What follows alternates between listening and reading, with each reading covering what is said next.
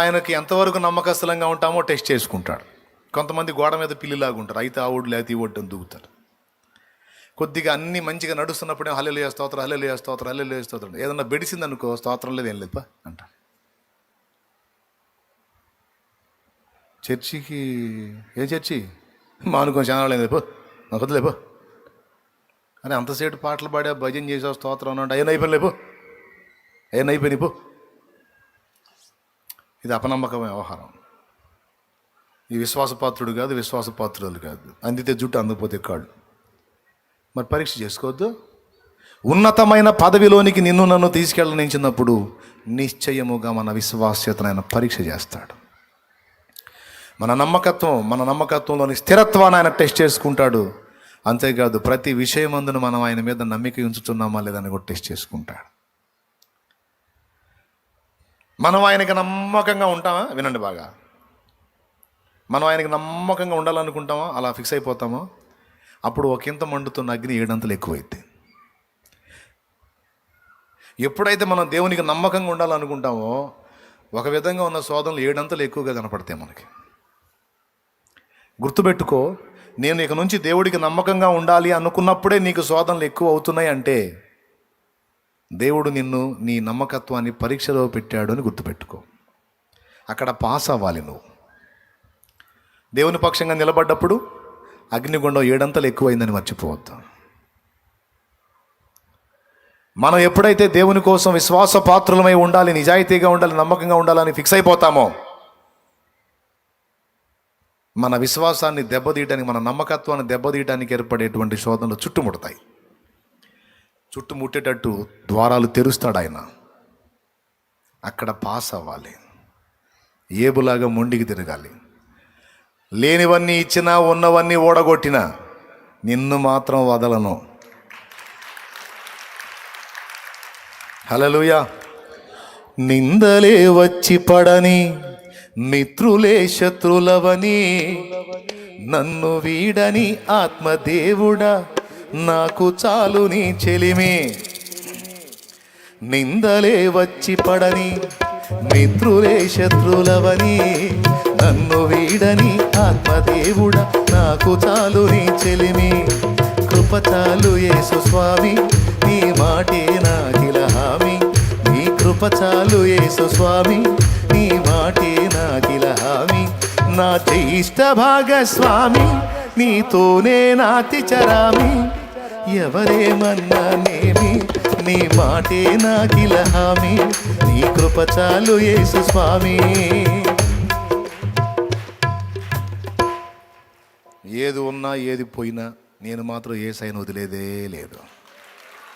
నా ప్రాణం పోయినా సరే నాకు ప్రభువే, నేను వదలను ఆయన్ని అనే మంకు పట్టు పడతావా? లేకపోతే ఆర్డినరీగా నా లోలు చూసి పక్కన పడేసి సర్దుకుంటావా?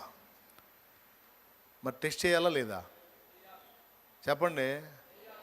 మరి నీ దగ్గర పని చేసేవాడికే నువ్వు ఎన్నో టెస్టులు చేస్తుంటావు. ఇంట్లో పని మనిషిని పెట్టుకోవాలంటే కొంతమంది ఏం చేస్తారు తెలుసా? కొత్తగా పని మనిషిని ఎంటర్ చేశారనుకో ఇంట్లోకి, లేడీసే డబ్బులు వాళ్ళకి అందేటట్టు పెడతారు. పెట్టి ఆ డబ్బు తీసిద్దా లేదని టెస్ట్ చేస్తారు. ఆ పని మనిషి తెలియగలదండి. అమ్మగారు డబ్బులు ఇక్కడ మర్చిపోయారని తీసుకొచ్చింది అనుకో, పర్లా మళ్ళీ ఈ చెవులయో ఈ ముక్కులయో ఈ మెడలోదో ఆడ పెడతారు. వాళ్ళకి తెలుసు. ఆ మనిషి కనపడేటట్టు టెస్ట్ చేస్తారు పెట్టి. అమ్మగారు ఈ గోల్డ్ ఇక్కడ పెట్టారు మర్చిపోయినట్టున్నారు మీరంటే, అవునా సరే లోపల మనసులో పర్లా పాస్. అట్లాగా అన్ని టెస్టులు అయిపోయిన తర్వాత అప్పుడు ఫ్రీగా ఉంటారు. ఒక పట్టాను నంబరు కొత్త పని మనిషిని. అర్థమవుతుందా? మరి నీ ఇంట్లో పెట్టుకునే పని మనిషిలో విశ్వాస్యతను, నమ్మకత్వాన్ని అంత టెస్ట్ చేసినప్పుడు మరి దేవుని ఇంట్లో శాశ్వత కాలం నిన్ను పనిలో పెట్టుకోబోతున్నాడు. అక్కడ గొప్ప పదవి నీకు ఇవ్వబోతున్నాడు. అక్కడ మరి టెస్టులు వద్దమ్మా అయ్యా. అన్నీ ఇచ్చి చూస్తాడు, ఉన్నయన్ని తీసి కూడా చూస్తాడు.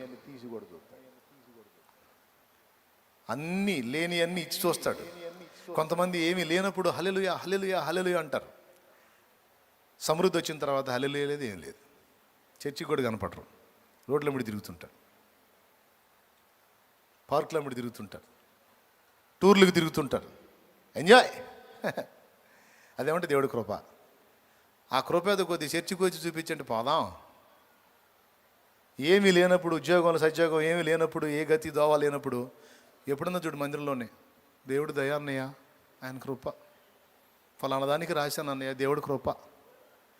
బ్యాంక్ జాబ్ రాశాను అన్నయ్య, దేవుడి కృప. ఈ జాబ్కు ట్రై చేశాను అన్నయ్య, దేవుడి కృప. అమ్మో ఏం భక్తిరా నాయనో. ఆ జాబ్ వచ్చేది ఆ మనిషి ఇంతవరకు కనపట్ల. ఇప్పుడు నేను తప్పు చేసినట్టేగా. ఇప్పుడు ఆమె ఏడిసా, నేను ఏడిసా జాబ్ ఇవ్వమని. ఇచ్చినాక ఆ మనిషి కనపడకపోయి ఏం చేయాలి నేను? జాబ్ ఇచ్చి పాటు చేసినట్టేగా. ఏమీ లేనప్పుడు ఎప్పుడు దేవుని పాదాల దగ్గర కూర్చునేవాడు అన్నీ వచ్చిన తర్వాత చర్చి రావటం ఎగ్గొట్టాడంట. దాదాపు 5 ఏళ్ళు అంట చర్చికి ఎగ్గొట్టేశాడు. అసలు ఇక డబ్బు సంపాదన అది ఇదే. సాయంత్రం వేళలో వాళ్ళ చిన్నోడికి పాము గరిసిందంట. ఎగ్గొట్టినోడికి కొడుక్కి పాము గరిసిందంట. ఆ సావున వెళ్ళి హాస్పిటల్లో ట్రీట్మెంట్ తీయించాలంటే ఏది అందుబాటులో లేని పరిస్థితి. ఏం చేయాలా? వాడిని బిడ్డను ఏం చేయాలా? పరిగెత్తుకుంటే చర్చికి తీసుకొచ్చాడంట. ముందు దైవజనుడి దగ్గరికి తీసుకొస్తే ఏదో ఒక ఐడియా చెప్తాడని, ముందు ప్రార్థన చేస్తాడని. అయ్యా ప్రార్థన చేయండి అయ్యా, నా బిడ్డను పాము కరిసి అనుకుంటూ వచ్చాడు. అప్పుడు ఈయన పాస్టర్ గారు, 5 సంవత్సరాల్లో నేను చేయలేంది ఇంత పాము 5 నిమిషాల్లో చేసింది. నిజంగా దేవా నీకు స్తోత్రం నాయన, హల్లెలూయా. 5 సంవత్సరాల్లో నేను చేయలేంది 5 నిమిషాలు ఉరికిచ్చింది కదా పాము. నువ్వు పాములు కూడా వాడతావు తండ్రి, లాదీడు వచ్చేవాడు కాదు నాయన. అన్నీ బాగున్నాడు అయ్యా. మా దేవుడు సన్నిధి ఆదివారం వద్దాం పాస్టర్ గారు, మొన్న వద్దాం అనుకున్నా. అసలు మొన్న క్రిస్మస్కి వద్దాం అనుకున్నా, కుదరట్లేదు, బిజీ అయిపోయింది. అక్కడ ఆ బిజినెస్ మొదలుపెట్టా, ఇక్కడ ఇది మొదలుపెట్టా, సో చెబుతున్నాడు. అట్లాగా కొన్నిసార్లు కొంతమంది లేని వాటిని పొందినప్పుడు దేవునికి దూరం అవుతారు. ఏమి లేనప్పుడు దేవుని పాదాల దగ్గర నమ్మకంగా ఉంటారు. ఏదో పాపం నమ్మకంగా ఉంటున్నారులని ఆశీర్వదించాడు అనుకో, ఇక కనపడరు. కొంతమందికి అందుకే లేనివి ఇచ్చి పరిశీలిస్తే, కొంతమందికి ఉన్నవి తీసి పరిశీలిస్తాడు. ఏబులాగా సమృద్ధిని తొలగించి కూడా టెస్ట్ చేస్తాడు. దేవా సమృద్ధిని ఇచ్చినా నీకు స్తోత్రం, తీసినా నీకు స్తోత్రం. ఎందుకంటే ఇచ్చినా నీదే, తీసుకున్నా నీదే. మన పరిపక్వత, మన నమ్మకత్వం, అలాగే ప్రతి విషయంలో మనం ఆయన మీద ఆనుకునేటువంటి మన విశ్వాసం పరిశీలిస్తాడు. ఆందోళనలో బతుకుతున్నామా, కలవరంలో బతుకుతున్నామా, లేకపోతే ప్రశాంతంగా ఉన్నామా? మన మొహమే చెప్పిద్ది మన విశ్వాస గలవారమో, విశ్వాస విషయంలో బలహీనలమో. రక్తహీనత ఉండొచ్చు, బలహీనత ఉండొచ్చు, ఏది శరీర బలహీనత. విశ్వాసహీనత మాత్రం ఉండకూడదు. కొంప మునిగితే స్తోత్రం. విశ్వాసం మనలో స్థిరంగా ఉందనుకో, సమృద్ధిగా ఉందనుకో, ఇక మొఖాలు తుమ్మల్లో పొద్దుపడినట్టు ఉండవు, కళకళకళలాడుతుంటాయి. బాయ్ నిద్ర లేచావా? నేను ఎట్టుంటాయి? తుమ్మలో పొద్దుపడినట్టు ఉండవు ఇక మొఖాలు. ఎప్పుడన్నా చూడు, ఆనందమే పరమానందమే. ఏరా కొట్టదలుచుకోలేదా? దేవునికి స్తోత్రం, దేవునికి స్తోత్రం. అవసరం లేదులే. నేను కూడా ముగిస్తున్నా పాపం. వాళ్ళకి నడువులు కదా నొప్పులు పడతాయి. ప్రియులారా, కొన్ని నేను చెప్పా, ఇంకా చాలా విషయాలు ఆయన పరిశీలించుకుంటాడు. కొన్ని సందర్భాల్లో కొంతమంది వ్యక్తుల్ని మన మధ్యలోకి పంపించి, మన దగ్గరకు పంపించి, వాళ్ళకి మనం ఏ విధంగా తోడ్పాటు అందిస్తామో చూస్తాడు. మనకే కొంచెం ఉంటుంది, ఆ కొంచెంలో ఇతరులకి చేయాల్సి వచ్చింది. మనకు తెలియదు ఆయన టెస్ట్ చేస్తున్నాడని. అప్పుడు మన బుద్ధి ఎలా పనిచేసిద్ది పరిశీలిస్తాడు. ఒకవేళ అక్కడ మనం ప్రేమ విషయంలో నమ్మకస్తులమై ఉంటే, మనం ఇచ్చిన దానికి ప్రతిగా ఇక పట్టజాలంతా ఆయన ఇస్తాడు.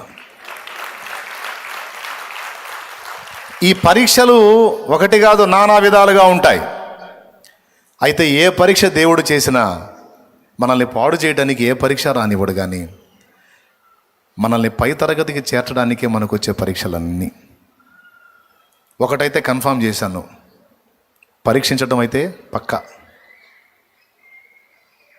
పరిశీలించి చూసుకుంటాడు. మనం పరీక్షించడమే కదా, ఆయన కూడా మనల్ని పరీక్షిస్తాడు. అయితే ఆ పరీక్షలు నానా రకాలు.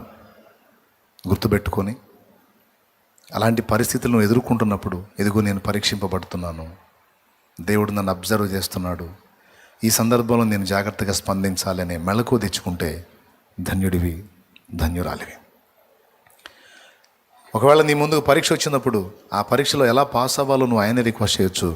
ఆ జ్ఞానాన్ని కూడా, ఆ సమయోచిత సహాయాన్ని ఆయనే నీకు ఇస్తాడు. పరీక్షతో పాటు పరీక్ష నుంచి బయటపడే ఛాన్స్ కూడా దేవుడు నీకు ఇస్తాడు. నిజంగా మన ఎగ్జామ్స్ భలే డిఫరెంట్ ఎగ్జామ్స్ అండి. లోకంలో ఎగ్జామ్స్ ఉంటాయి కదా, లోకంలో పిల్లలు సంవత్సరం అంతా చదవాలి, సంవత్సరంలో ఇయర్ ఎండింగ్లో ఎగ్జామ్స్ ఉంటాయి. ఎలాంటి కాపీలు అందించబడు. కానీ మన గురువు ఉన్నాడే, చాలా ఉత్తముడు అండి. ఎగ్జామ్ పెట్టడమే కాదు, అర్థం కావట్లేదు ఏమన్నా కాస్త పేపర్ లీక్ చేయమంటే లీక్ కూడా చేస్తాడు. దేవునికి స్తోత్రం. జోగా నిజం చెప్తాడు, ఇట్లా చేయి, తప్పించుకో, ఇట్లా చేయి, ఇట్లా రా, ఇట్లా పాస్ అవ్వని. ఎంత మంచి గురువు. చేయడా అలే, పైకి లేచి నిలబడు మంగజాలు. నీ అహం దెబ్బతినే పరిస్థితులు నీకు రప్పించి పరీక్షిస్తాడు. నీ శత్రువులు ఎదుట నీ ప్రవర్తనను పరీక్షిస్తాడు, పరీక్షించుకుంటాడండి. ఎందుకంటే నీ కోసం, నా కోసం ఉన్నత పదవిని సిద్ధపరిచాడు. శాశ్వతమేపు మహిమ ఘనతను దాచిపెట్టాడు. వాటిని మనం స్వతంత్రించుకోవాలనేది ఆయన ఆశ. అందుకు తగ్గట్టుగా మన వ్యక్తిత్వాలు రూపుదిద్దుకోవాలి, మన మనస్సు మారి రూపాంతరం చెందాలి. అందుకే నువ్వు ఏ పరీక్షలో ఉన్నావో, ఎలాంటి శోధనలో నువ్వు నలుగుతున్నావో గుర్తుపెట్టుకో. దేవుడు సైలెంట్గా అబ్జర్వ్ చేస్తున్నాడు నిన్ను. పాస్ అవ్వు, పరీక్షలో ఎగ్జామ్లో పాస్ అవ్వాలి నువ్వు. మనకి ఇంపార్టెంట్ ఆ ఎగ్జామ్స్. పిల్లలు ఈ భూమి మీద ఎగ్జామ్స్కి భయపడకండి రా, తప్పకుండా తండ్రి జయమిస్తాడు. మనం ఆ ఎగ్జామ్లో ఫస్ట్ క్లాస్ రావాలి. క్రైస్తవ ఐగుప్తు రాజ్య అధికారం ఇచ్చి చూశాడు ఈ మోషేని. దాన్ని కోరుకుంటాడా? సింహాసనాన్ని? బురద దొక్కడం కోరుకుంటాడు. బురద దొక్కడానికి ఇష్టపడ్డాడు. ఘనతను ఆశిస్తాడా, లేకపోతే దేవుని కొరకు శ్రమను కోరుకుంటాడంటే అక్కడ పాస్ అయ్యాడు. నువ్వు అడ్డు తప్పుకో, వీళ్ళందరినీ చంపి నీ నుంచి జనాంగాన్ని రప్పిస్తానని పరీక్ష. అవసరమైతే నన్ను నిర్మూలన చేయి, వారిని బ్రతకని అన్నకాడ ఫస్ట్ క్లాస్ వచ్చేసాడు.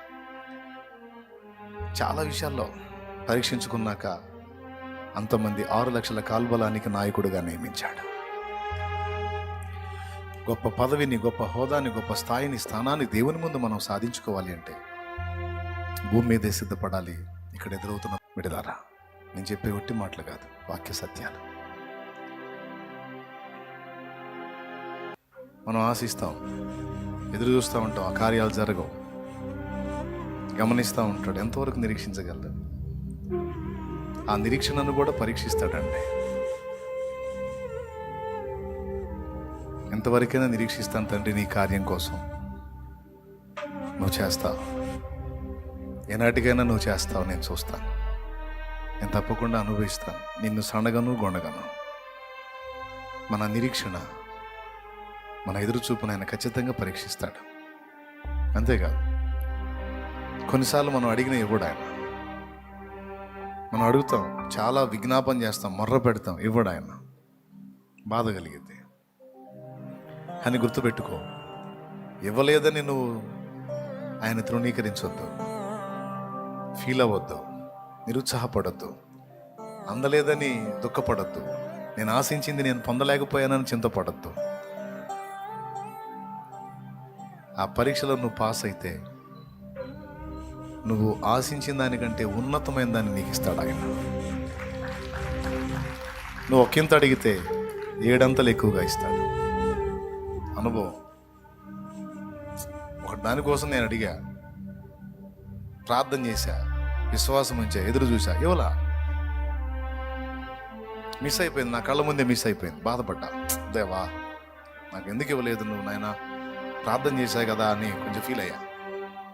దేవుడు మౌనం. అయితే అంతే, ఇంక ఎక్కువేం బాధపడలే నేను. సరే అది ఇవ్వలేదంటే నా తండ్రి ఏదో కార్యం వేరుగా ఉంటుందిలే, ఆయన ఆలోచన వేరుగా ఉందిలే, ఎందుకు నేను ఇబ్బంది పడాలి, ఆయన చిత్తం అనుకున్నా. నేను ఆశించింది ఒకంత అయితే 7 అంతలు కాదు 8 అంతలు ఎక్కువగా ఇచ్చాడు నాకు. అది ఒకవేళ నేను ఆశించింది అంతవరకు ఇచ్చుంటే అక్కడే కూర్చునేవాడిని. నేను ఆశించింది ఒక దానికోసం ఆశించాను, ముచ్చట పడ్డాడు.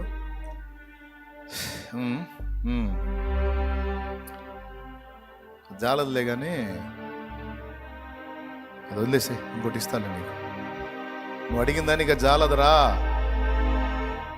నువ్వు అడిగిన దానికి సరిపోదు, ఇంకా పెద్దది కావాలే, కొద్దిగా ఇస్తాలే. మంచిది, ఆలోచన బాగుంది, అది నేను ఏకీభవిస్తున్నాను. సరైంది చూసి ఇస్తా, వెయిట్ కొంచెం ఆగు, ఇంకా శ్రేష్టంగా ఇస్తా అని నేను ఆశించిన దాన్ని, అడిగిన దానికి పక్కా సరిపోయేదాన్ని ఇచ్చాడు. 7 అంతలు 8 అంతలు ఎక్కువగా ఇచ్చాడు. ఇంతే ఉంటుంది దేవుని కార్యం. కాకపోతే మనకి ఆ గ్రహింపు ఉంటుంది కదా, అక్కడే మనం గందరగోళం అవుతుంటాం. అలానే స్పందిస్తాడు. అడిగింది బాగానే ఉంది కానీ జాలదు, నువ్వు అడిగిన దానికి ఇంకా ఎక్కువ ఇవ్వాలి, సిద్ధపరుస్తా లేవు. ఇది ఎలాంటిదంటే, ఒక సైకిల్ ఇవ్వమని మనం ఒక యజమానిని అడిగితే, సైకిల్ ఏం చేసుకుంటారో నీ పొంద, ఇప్పుడు సైకిల్ ఎవడు దొక్కుతున్నాడు రా నీకు, ఇస్తాలే అన్నట్టు. అంతకంటే నమ్మకమైన యజమానుడు. హల్లెలూయా. చేస్తాడా? అడుగు వాటికంటే, ఊహించే వాటికంటే అత్యధికంగా చేయగల దేవుడు. కాబట్టి నేను అడిగాను అందలేదని ఫీల్ అవ్వద్దు. అంతకంటే శ్రేష్టమైనది ఏదో నీకు దాచిపెట్టాడు, అంతకంటే ఉన్నతమైనదాన్ని నీకు రెడీ చేస్తున్నాడు ఆయన. ఓకే, ఆశీర్వాద ప్రార్థనతో ముగించుకుందాం. పనిలోనే గుర్తుపెట్టుకోండి, ముందు చెప్పిన ప్రకటనలు, అలాగే భారాన్ని కూర్చున్న విషయం కూడా మర్చిపోవద్దు, అలాగే పరీక్షల విషయం కూడా మర్చిపోవద్దు. మరి ఎంతమందికి మనసులోకి తీసుకున్నారో లేదో నాకైతే తెలియదు. విలువైన విషయం అయితే అందించానన్న తృప్తి అయితే నాకుంది. మీ అందరికీ వందనాలు. లైవ్లో, జూమ్లో, ఇక్కడ నా కళ్ళ ముందున్న బిడ్డలందరికీ వందనాలు. మీ బాధ్యతలు జాగ్రత్తగా నెరవేర్చండి. విశ్వాస పరీక్షలో ఫస్ట్ క్లాస్లో పాస్ అవ్వండి. ఆ శక్తి దేవుడు మనకు దయచేయుగాక. ఆమేన్. రైట్.